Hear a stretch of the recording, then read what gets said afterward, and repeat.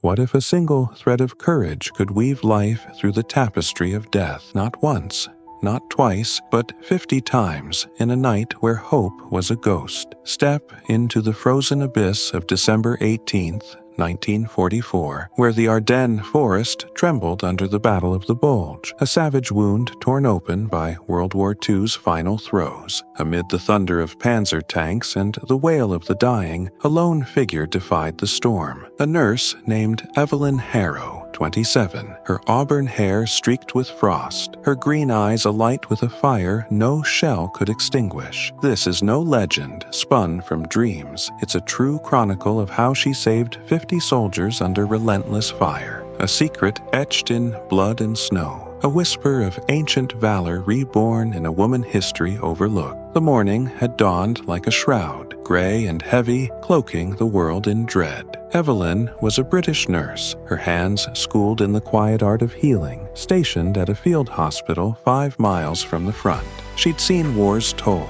Boys turned to husks, men weeping for mothers, but nothing prepared her for this. The German counteroffensive had erupted with ferocity, slicing through Allied lines like a scythe. The 2nd Battalion, caught in the onslaught, was pinned in a shallow ravine, their retreat severed by a wall of steel and flame. Word reached the hospital. Their forward aid station, a dilapidated barn, was a smoldering ruin, its medics dead or scattered. Evelyn volunteered to go, driven by a pull she couldn't name, a whisper in her soul that defied the safety of distance. She arrived as dusk bled into night, her satchel of bandages and morphine slung across her chest, her coat already dusted with snow. The air was a cacophony. Artillery boomed, machine guns chattered, and the cries of the wounded rose like a mournful chorus. Through the haze, she saw them, 50 soldiers, their uniforms torn, their faces gaunt with fear and exhaustion. A German machine gun nest raked the ridge above, pinning them down, while mortar shells churned the earth into a crimson mire. Their medic lay sprawled in the snow,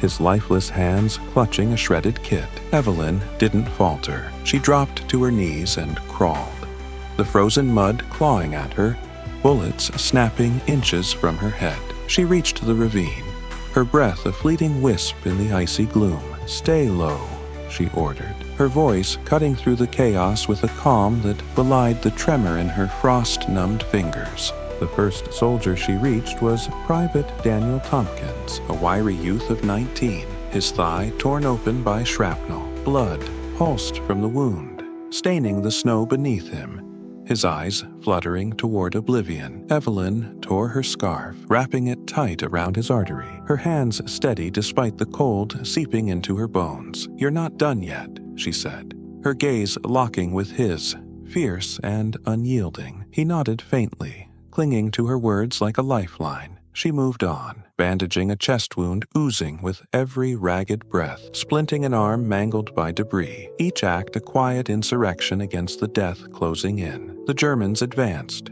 their shouts sharp through the skeletal trees, their boots crunching closer, but Evelyn worked as if time could bend to her will, her movements a dance older than the war itself. The night deepened, and the stakes rose. A mortar round struck too near, blasting the ravine's edge and burying 5 men under a cascade of dirt and snow. Their muffled cries pierced the din, a desperate plea swallowed by the storm. The others froze, despair sinking its claws into their spirits, their eyes hollow with the weight of inevitability. Evelyn didn't yield. She threw herself at the rubble, digging with bare hands, her nails splitting against jagged stones, her breath ragged with effort. "Breathe!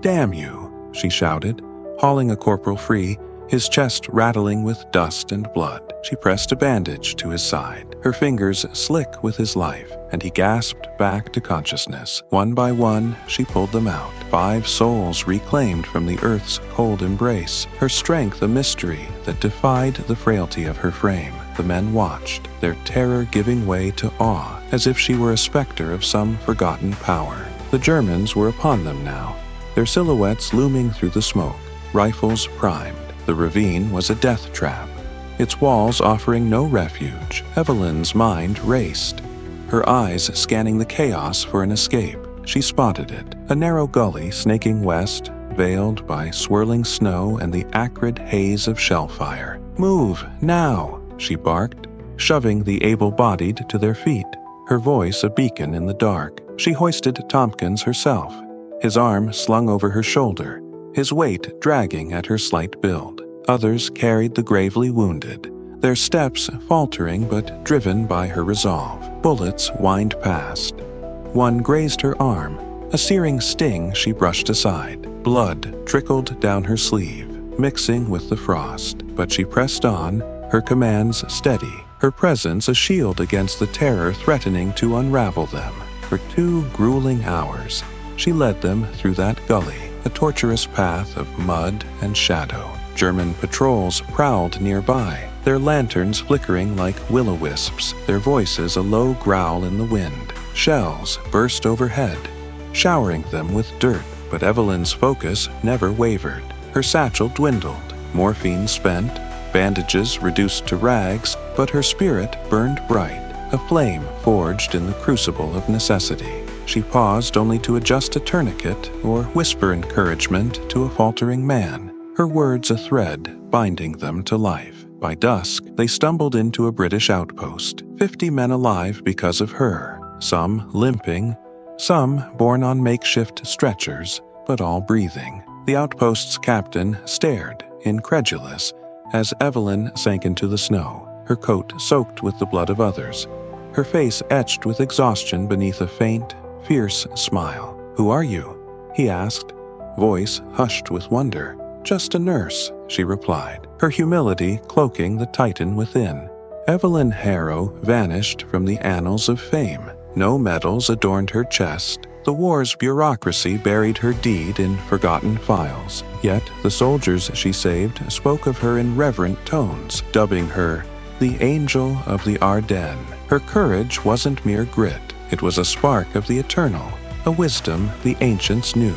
When the world crumbles, the soul rises. This tale, forged in frost and fire, is a lantern for us all, a call to unearth the healer, the warrior within. If this story ignited a spark in your soul, don't let it dim. Hit that like button and subscribe to our channel for more hidden truths from the shadows of history. Join us as we unveil the wisdom that awakens the spirit. Your journey begins now.